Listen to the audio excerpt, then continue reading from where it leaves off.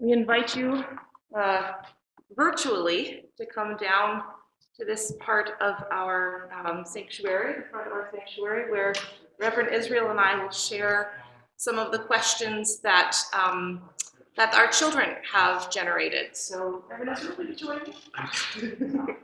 Glad.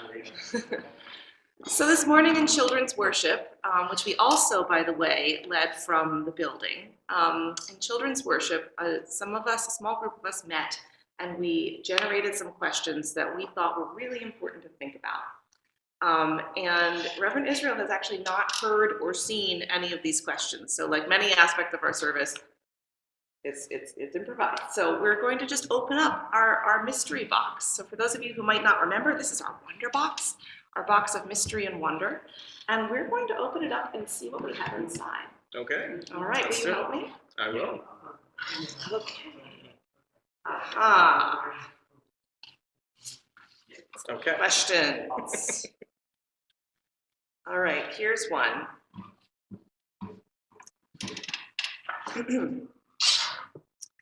What is it going to feel like when other people are not wearing masks everywhere? What is it going to feel like when other people are not wearing masks everywhere? I think a lot of us are experiencing that already, and I think it's going to feel different for everyone. And I think that some people might feel pretty scared or afraid at first, and that's okay.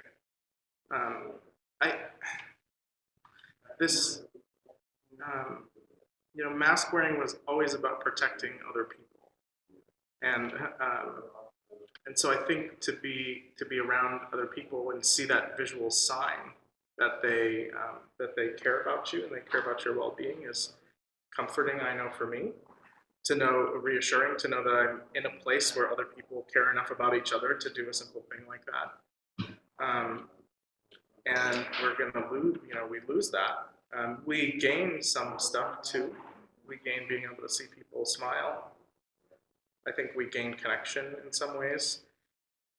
We may be losing one sort of way of feeling connected, but I think we gain another. So I think it'll be confusing and complicated for a lot of people, and maybe scary too. What do you think? Yeah. Well, it's not so much of what I think as maybe a how. So our story this morning was a story about a mountain, and first the answer was always yes, and then the answer was always no, and then the answer was something that we needed to construct together. And I think going forward, I think what's important to me is that we keep sharing our feelings about what it feels like when other people are not wearing masks, about what it's like to gather together, and maybe not to assume so much, that, oh, this is wonderful or this is terrible, but to ask each other, right? How are you doing? How is it feeling for you? And maybe to know that there will be complex truths. There will be a yes, a no, a maybe, a good, a scared, and everything in between, and that's an okay answer. So I hope we'll keep asking. What does God mean to you? Going right into it.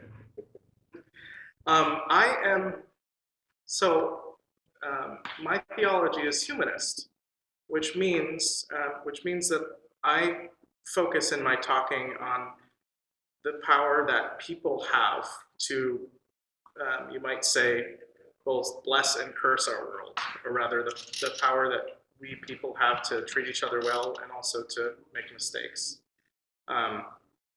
And I think the most important thing in this world is what we do when we make mistakes and how we respond to the ways that we want the world to be better for everyone.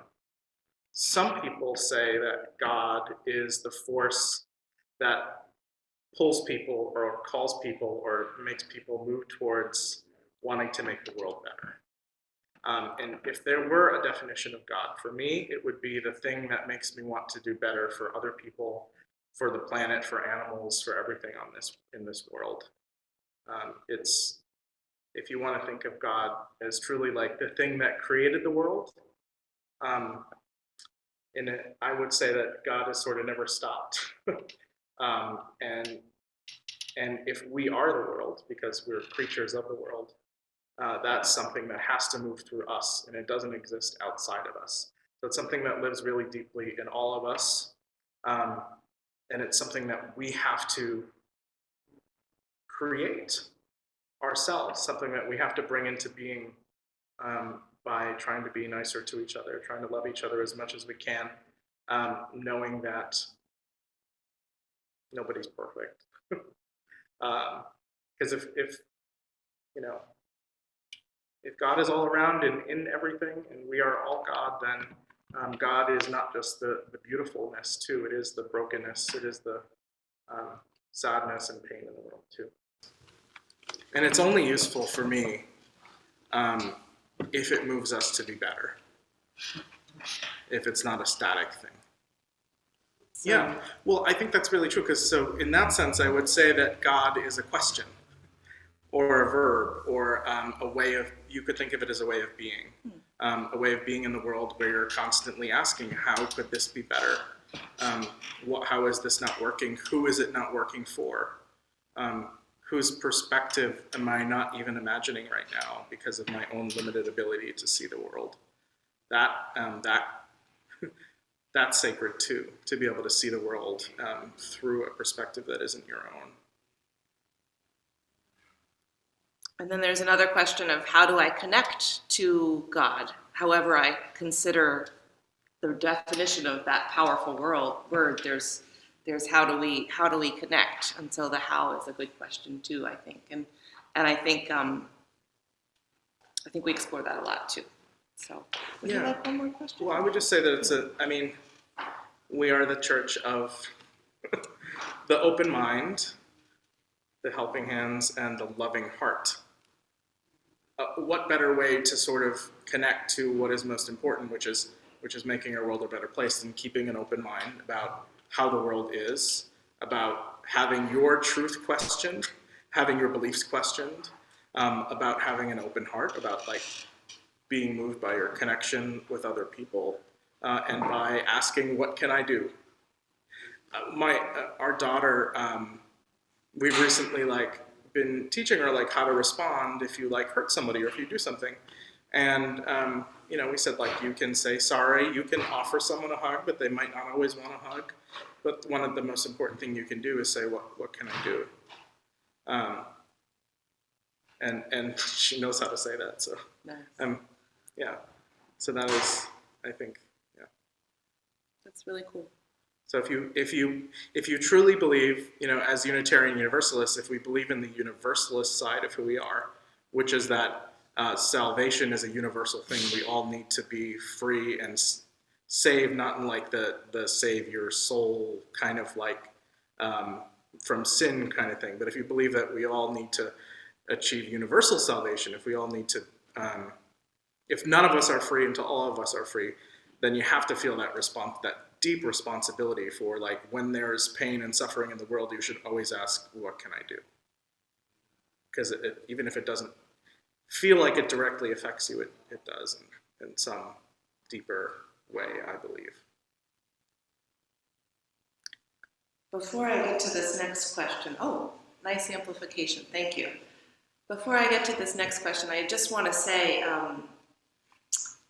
that's a good question to ask yourself too, is maybe where have I encountered God recently, or what I believe to be God recently? And that would be a good thing to talk about at home with others. Should we do one more? We have one more from our time. Yeah. All right. These are great. These are wonderful. This is a question that a family in our program has been talking about a lot recently. Is there other life out there in the universe? And what would it mean if it's only us? Well, I don't think there's a single person on earth who has a definitive answer to that question. But I do believe in science, and if you believe in science, which is really just another way of doing all the things that I just talked about, by the way, because it's about constantly asking questions about the world. If you believe in asking questions about the world and observing what's going on in the world, the things that people have observed in the world tell us that it's very, very likely that somewhere out there is life that isn't on this planet. And I think they've found, I mean, this isn't me giving a science lecture, but what I'm saying is it's pretty likely. However, I've also heard people say that like because it's rare that like civilization might come up at a certain time period on one place, and it might not necessarily occur at the same time. So we might not necessarily ever meet anyone else, which is interesting. Wait, so you're saying that even that there might be life out there in the universe, but it might be happening in ways that are at different time periods of this vast life of our universe. Yeah. So if we imagine life in the universe, it's maybe not a life we'll get to meet. Possibly. There are people out there looking really hard for it with some pretty cool equipment. I'm a Star Trek fan, so I certainly like to think that it's out there somewhere. And I'd like to think that if it is out there and we do encounter it, it might be able to teach us something. But it could also be scary too. I don't know, that's like just a fascinating question.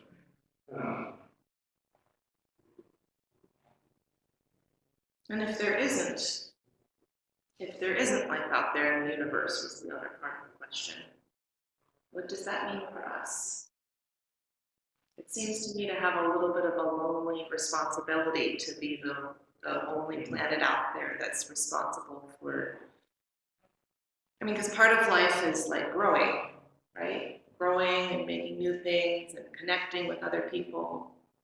So to me, that, I don't know, I have this picture of that blue dot, you know, the picture from space, and then it just becomes this, it's already precious, but this like lonely precious thing that where we have to take care of one another. If it happens that nobody's coming, for example, to save us from ourselves or to help us grow in another direction. I don't know, it's just a thought that comes to me right now, but like what's the responsibility for growing and caring for each other and tending things if we are the only life that we're going to meet?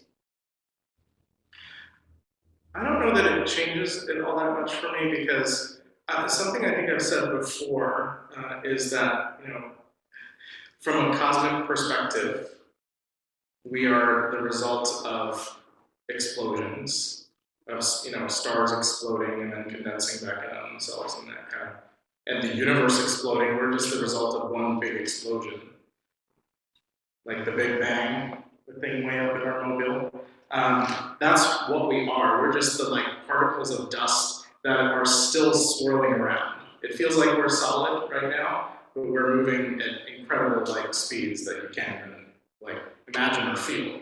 Do you mean the atoms inside us are moving? Like what we're made of? Inside, and also just like our planet is moving so fast and spinning and moving through space. And so we're just like these little specks of dust. It's kind of like if you've ever seen like a firework explode, like, or a cloud of dust puff up into the air.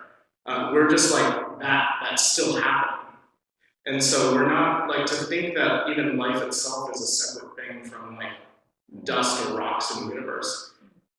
It is in a sense that like, as far as we know, we're the only things out there that like have the ability to be self-aware that we exist. Like a rock maybe doesn't have that, but there's someday we'll realize that it does. And then like we realize with trees, right? Yeah. We realize that the trees are actually sharing with each other, and a lot of people didn't think that before. Exactly. So like we are the universe becoming conscious of itself. And so maybe that we need to expand what we think of as life. If everything that exists has some sort of form of consciousness, and which may not be exactly like what we think of consciousness, at least like atoms respond to charges of electrical charges, that's something, that's a response to an environment. So maybe if we have to see ourselves as like, and this is a deeply spiritual thing, is not separate from the universe, but just the universe in formation and becoming aware of itself and developing agency to have an effect. So it's kind of like what you said about God, is that we're all somehow very connected to each other, very connected with whatever it is that started that bang of the universe expanding, and we don't know exactly how, but we're vibrating and moving and connecting and being, and in the middle of that we need to ask each other, we need to observe things and ask each other questions about them in order to get to know that life force, that God thing. Yeah. And I mean, loads of spiritual people, teachers and prophets throughout the ages have come to that conclusion that there is essentially no, we are all sort of, there's an inherent oneness, and they've just used different language to talk about it. But I am me and you are you, and this is a box, but really we're all just specks of dust swirling around each other. Now, the thing I will say is that's beautiful, but there's also the grounded reality of being in a body and being a person and having feelings and hopes and dreams and being able to suffer and experiencing systemic oppression. Like, those are real things too. And so to say that, if you really want to say that, yes, we're all connected, like matter, essence, if I were to burn this box, it would change form. And as far as I know, the box wouldn't be upset about it. But if I were to do something that hurt you, that's different. There's a practical difference there. And so the way that we relate to each other matters too. Matters a lot. Yeah. Matters. It matters a lot. So there's a different level to that. And I hope that reflecting on the part that we are in essence the same has an effect on how we actually interact, with other people and animals and the planet itself. That's the idea, that cultivating that sense in yourself will have an effect on how you interact with the world. Because if it doesn't have that effect, then are you doing it just to feel nice or feel a sense of euphoria? Or, if you're just sort of meditating on that or being spiritual for the sake of feeling that connection, but it doesn't change the way that you interact in the world, I would question. I'm not going to say whether or not you're doing it right. I'm going to say that because I can't think of another way to put it, but I would just say maybe you need to think about it some more. I don't know. I feel like that has to change us. I remember being a Unitarian Universalist kid sitting and looking at the flames of a campfire. We had gone on a retreat of a bunch of people in our congregation, and some of them were camping and some of them were intense, and somebody was strumming the guitar, a song about life and the universe and mystery, and I was looking at the flames and felt that just huge sense of connection. And I think, I don't know, I feel like when you feel that huge sense of connection, there, it does help you. It must help you be in connection with you and everybody else. And not to say, I guess all I wanted to say was that I think we have really amazing tools and practices and things that we do to connect with these questions. And so you, the person who asked that question, and you other people who are listening, have a lot of power to even asking the question and then sitting with that question and then listening to what other people have to say about that question is such an act of so powerful in your getting to know the world. And so whatever you can do to keep making those moments of quiet and mystery and wonder and amazement and questions and sharing is pretty great.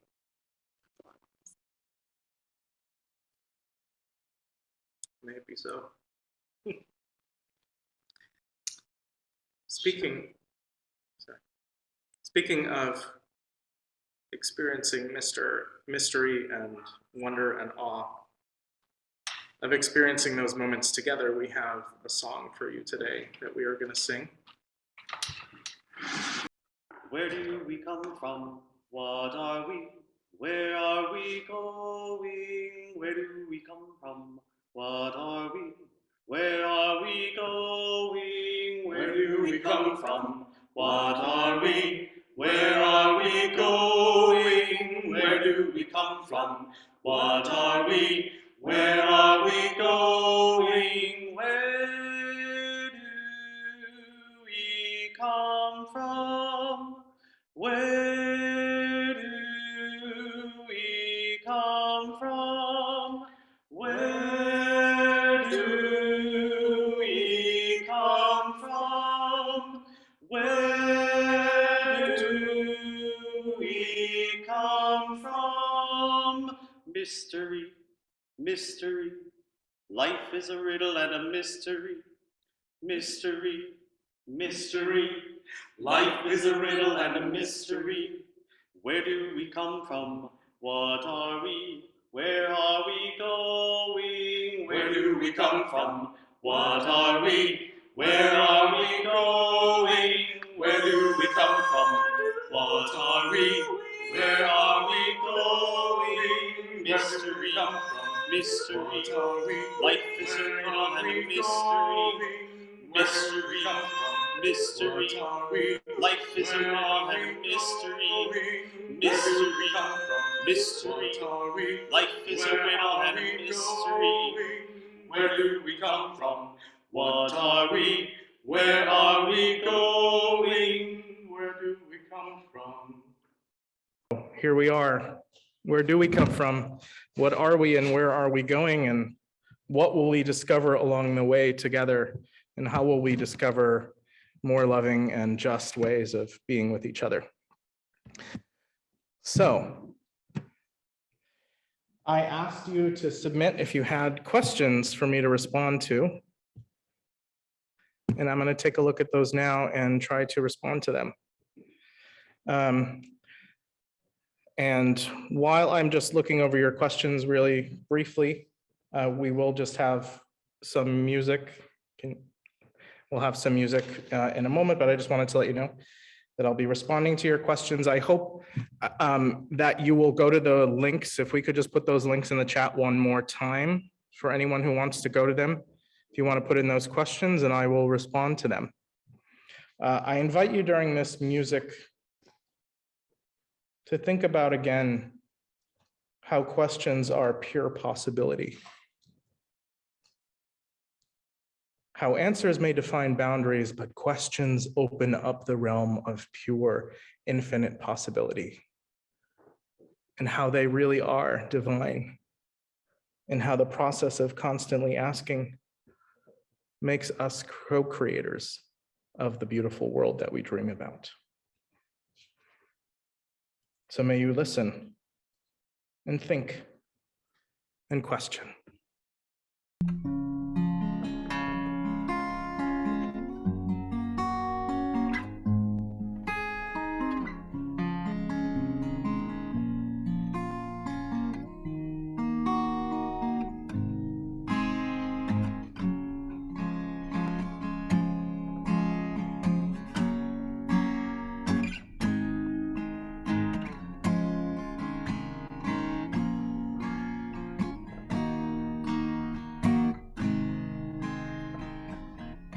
Feel free to sing along from your home if you'd like.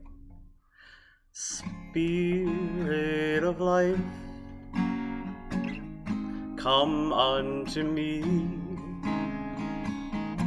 Sing in my heart all the stirrings of compassion. Blow in the wind, rise in the sea. Moving the hand, giving life the shape of justice. Roots hold me close, wings set me free. Spirit of life, come to me, come to me.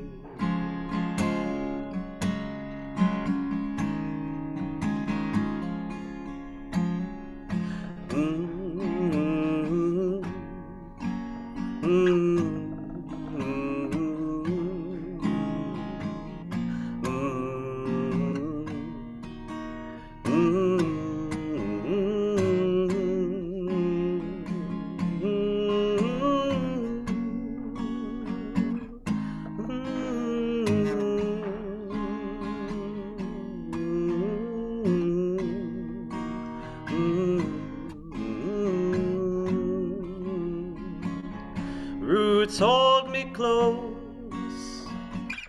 wings set me free. Spirit of life, come to me, come to me.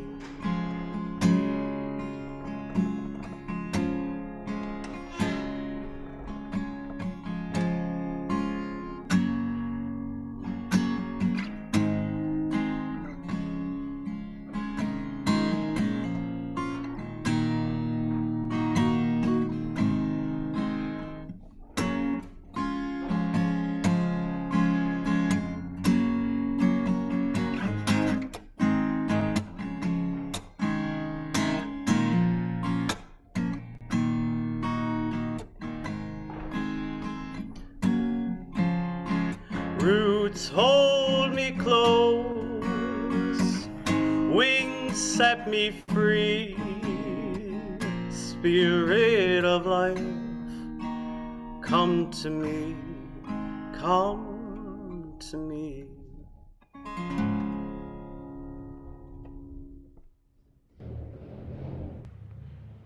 Feel free to continue typing questions in. If you want to even put them in the chat, that would be fine. I can try to read them there. I'm going to go through some of the ones that were submitted because I think they're pretty interesting. So the first question I have here is, I wonder if I'm just going to read this one. It says, I wonder if there is some spiritual force influencing nature or reality as we know it, or is all of existence simply an accident? I'm not going to pretend to definitively give you an answer to that question because I'm not sure there is a way of knowing the answer to that question definitively. I will say that my personal belief is that chaos is more the order of the universe than order itself. However, if you look at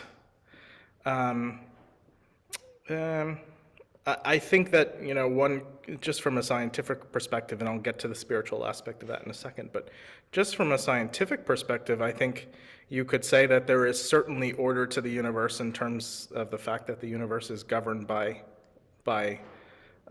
principles of physics and how things relate to each other. And in fact, but the biggest thing for me is this, and it does stem from science, and the most interesting and profound way that I ever heard string theory explained to me, which is the idea that below matter there's atoms in our body, and the things that those atoms are comprised of, if you keep looking further and further down, is little vibrating strings, which are not really physical things but energy.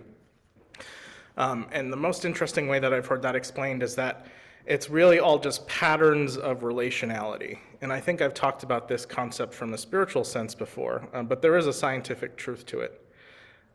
That being said, is there a force that influences nature or reality? And I would say yes, in that sense, because it's you. You are, like I said a few minutes ago, the result of the universe becoming conscious of itself in an enormously complicated way. And so you have the ability to influence reality. And I would say even the responsibility to do so. And me too, all of us. Even if you think that there is no meaning to life or to existence, even if you think that this is all an accident, that we are just a cloud of dust circling around, we're a cloud of dust that experiences pain, a cloud of dust that can stumble through words and try to explain to you what love is, even though it's impossible. That is the spiritual pursuit, is trying to make sense of something that is almost impossible in words to make sense of. We use words, we love to use words as Unitarian Universalists to try to make sense of things. But words fail us so much. And so what I would say is, I might, in the morning when I leave to come here, I go over and I give my partner and I give my daughter a hug and a kiss if they want one, and I say, I love you. But what does that mean? To say I love you? Because wrapped up in that sense of I love you is, I care so deeply for you, if I'm talking about my daughter. You are literally my DNA combined with someone else's and become alive through some miracle and walking around on this earth. You are a part of me in a physical way and in a deeply emotionalist, spiritual way. Watching you grow up and experiencing the world is like a miracle to me. And if something were to ever happen to you, I can't even contemplate that thought. If something were to ever happen to you, a small piece of me would also be destroyed inside or harmed or changed forever. And we use the word love. Or when I look at my partner and I say, I love you, it is, I have such deep appreciation for who you are and how we form our lives together and how we share with each other our deepest hopes and dreams for the future and how we support each other through so many challenging things. Our lives are intertwined and our fates are intertwined because we also have a child together, but also because we live with one another and we experience life together. And if something were to ever happen to you, a small part of me would be in such pain. And yet I use the word love. So the reason I brought that up is because love is almost like God in a sense that it's such a loaded, complicated word. And it's a word that we use to describe something that is way more complex than we could ever imagine. And so the spiritual pursuit is trying to explain those things in words. People have used stories, they've used, scripture to try to explain these concepts, but they all fall short in one way or another. And the other important thing that we need to remember is, words are not the only way, like I said before. That we can try to understand the world, understand its meaning, and be a spiritual force to influence it through our actions, through the relationships that we build with other people, through the ways that we try to make the world better. And yes, sometimes just by looking at the beauty of the world and experiencing it with our eyes or hearing it. If you can't, not everyone can see, you can listen to it, you can taste the world and experience it that way. And so by interacting with the world, you are a force that exists in it. And it is not simply an accident in that sense, because we are doing it consciously.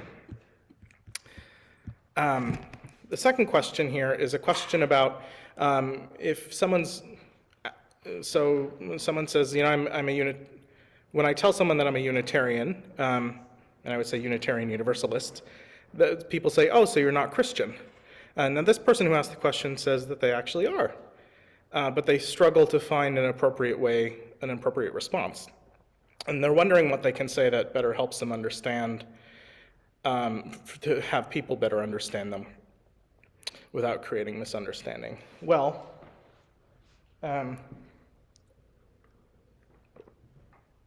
anyone who's a Unitarian Universalist can certainly claim that they are the theological inheritors of Christianity, because the two aspects of our faith came from Christianity. Unitarians were Christian, Universalists Christian as well. And they both basically developed such expansive ideas of what God could be, of what, who Jesus was, and what the message of Jesus could teach us.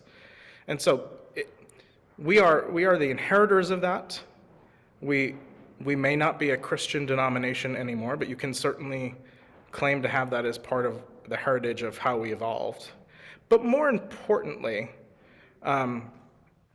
especially on the Universalist side, which began to say that, there are so many different ways of understanding truth in the world, and that a God that created people to be, thinkers and intelligent and question everything would not punish people for asking questions, would not punish people for developing a belief that, maybe led them away from the Bible or away from Christianity. And so the thinking became so expansive to include many different ways of understanding the world and knowing its truths. And just like I said, a religion like Christianity is one set of symbols and words and stories that try to explain what it means to be a loving person. And just like I might speak of stardust because that is meaningful to me, you might speak of, of Jesus telling people to love their neighbor, or you might speak of the importance of developing a close and personal relationship with what your understanding of God is, or you might speak of the importance of experiencing communion with others. You might use the parables of Jesus to understand truth and understand what it means to be a good person. And that's, to be able to do that is a very Unitarian Universalist thing, if that's where you find meaning and purpose.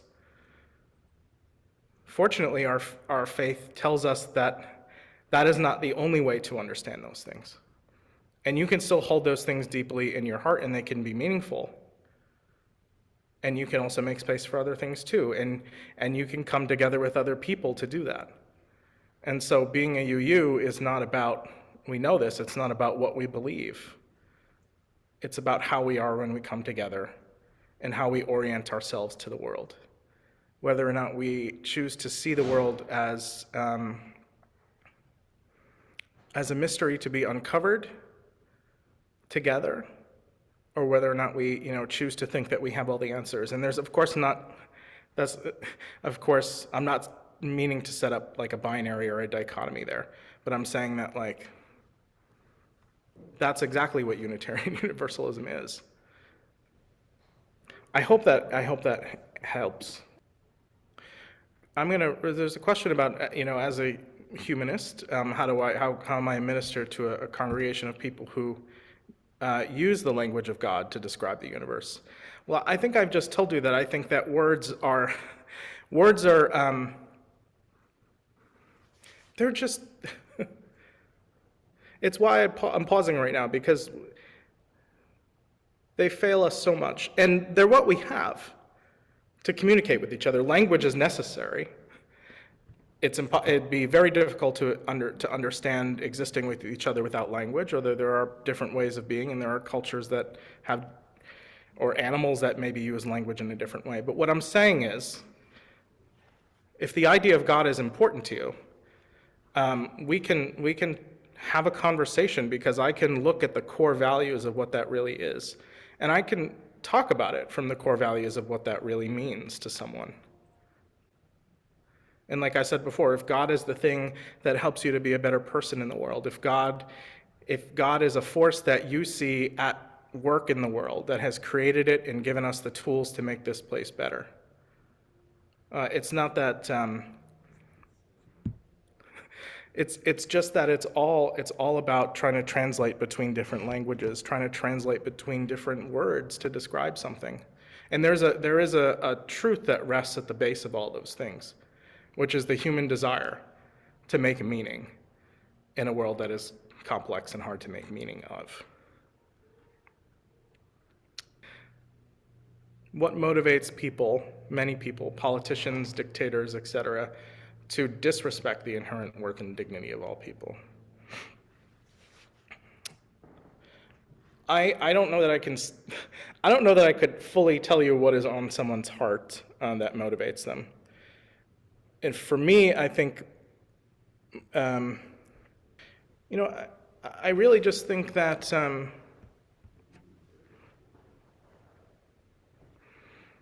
it's probably situational for a lot of people, and I would like to think that in some ways that someone who allows terrible things to happen in the world, they're doing it from a place that is of deep pain, and they're responding to a deep pain within themselves, and that they have closed themselves off to love, you might say, or closed themselves off to connection with other people, to being able to see the pain and suffering of other people. To be able to do that, I would think that one would have to. Unless someone had a brain that worked in a different way for most people and is not actually able to notice when someone else is in pain, because that can exist. That is a neurodivergence that exists in people.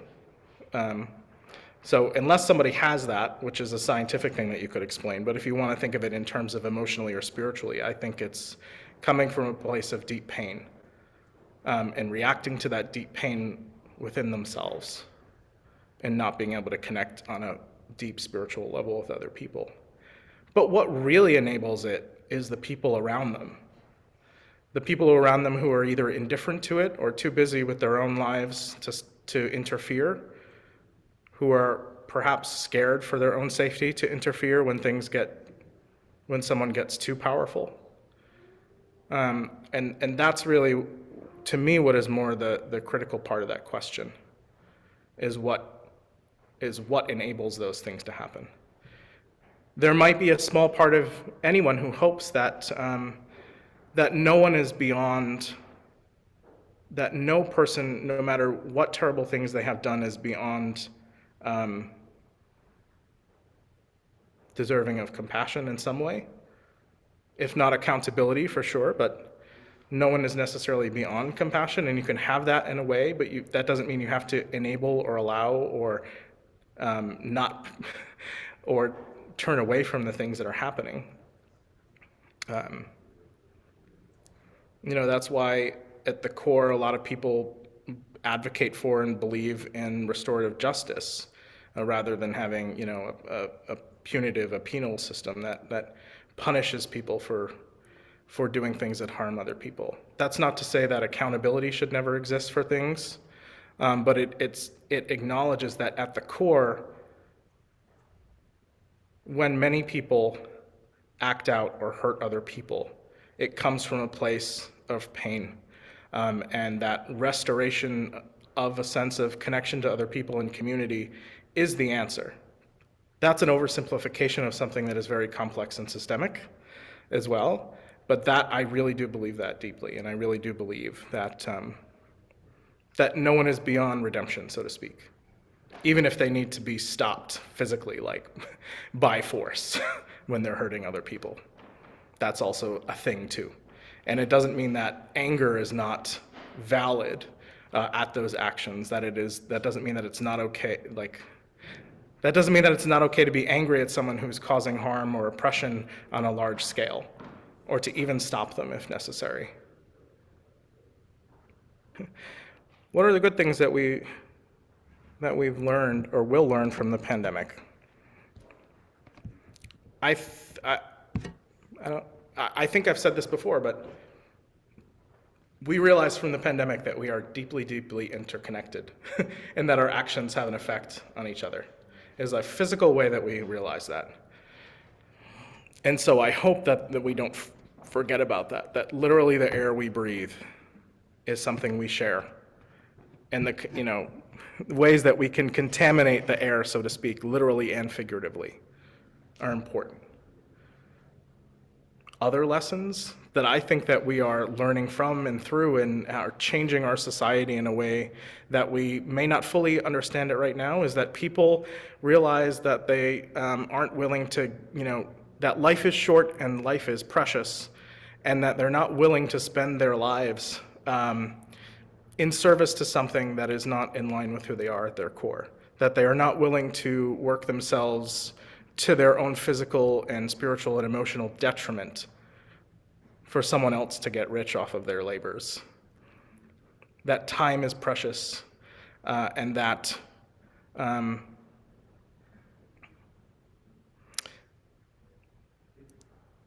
that beauty is all around to be discovered in the everyday. I think those are things that we discovered towards the beginning of the pandemic too. But I do think that the Great Resignation, so to speak, and the awakening and needs for reforms in our labor practices and reforms in our culture of work are super important. And I hope that we don't forget about those things. And I actually believe that they're leading us into a new world now too. That's something I'm excited about.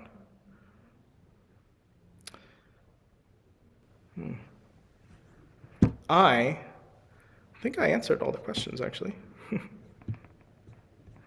So I hope that you will continue to ask questions of each other, and maybe even after the service you will too. In honor of Earth Day, which was a couple of days ago, we have a song for you to take us out of this portion of the service. We now take an offering as an outward expression of our interdependence. You can support our work as you are able by texting the amount of your donation to the number on the screen or through the Contribute tab on our website at uuclonline.org. Yeah.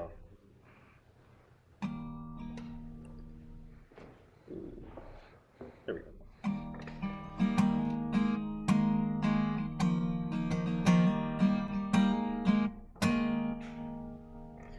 Though below me I feel no motion, standing on these mountains and plains, far away from the rolling ocean, still my dry land heart can say, I've been sailing all my life now, never harbor or port have I known. The wide universe is the ocean I travel, and the earth is my blue boat home.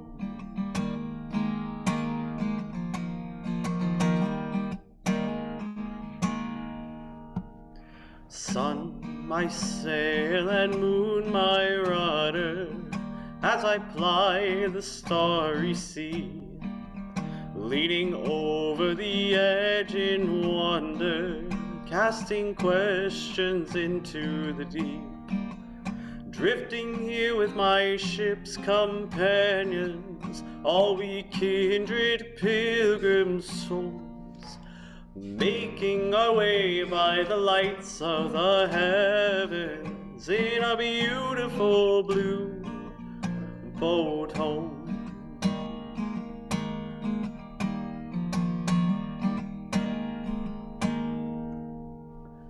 I give thanks to the waves upholding me, hail the great winds urging me on, greet the infinite sea before me, sing the sky my sailor's song.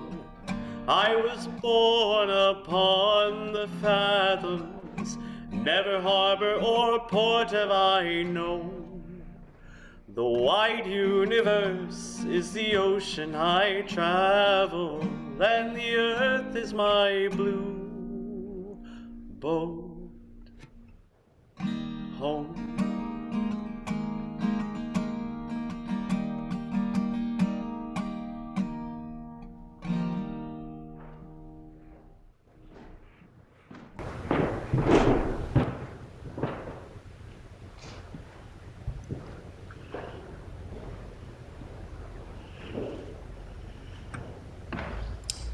I send you out now into the world to share yourselves with the world, to constantly question and ask why, to encounter the world in new and unexpected ways that change who you are and change what you must become. So go out, and when you have begun to change the world, and the world has begun to change you, may you ready yourself to bring those lessons back and share them with us, for all of us.